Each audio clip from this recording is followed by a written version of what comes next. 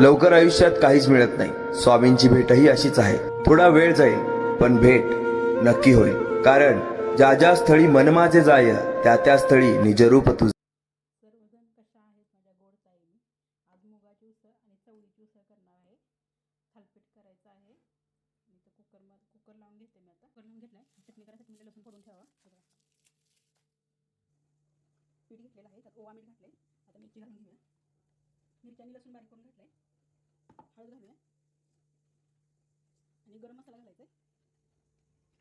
धनेपूड, जिरेपूड आणि कोथिंबीर घालूया. थोडं चवळीची उसळ फोडणी घालता आणि इकडं मुगाची उसळ. कांदा भाजायचा. थोडासा कांदा भाजायला मीठ घालायचं म्हणजे कांदा चांगला भाजतो. थोडंसं मीठ घालायचं म्हणजे कांदा चांगला भाजतो. कढीपत्ता घातलाय. हळद, गरम मसाला, तिखट घातलंय.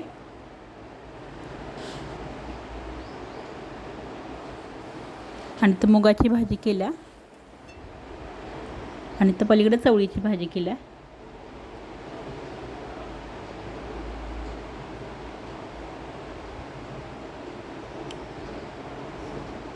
थालपीठ थापाय घेतलेलं आहे.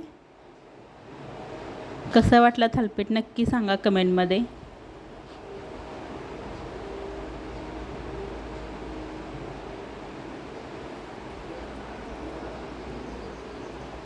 आणि या सर्वजण जेवाय दही, मुगाची उसळ, चवळीची उसळ, थालपीठ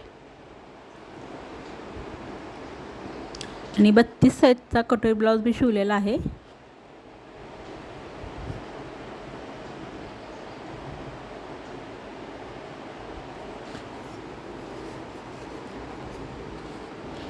गळ्याला गोट घातला नाही, उलटा सुलटा गळा करून घेतलेला आहे.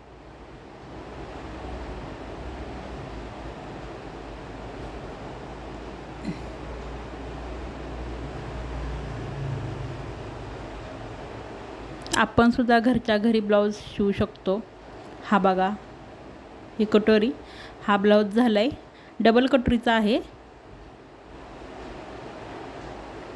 नक्की सांगा कसा झाला आहे. आणि इथं तिखट करून आणलेले कांदा लसूण. सर्वांना श्री स्वामी समर्थ.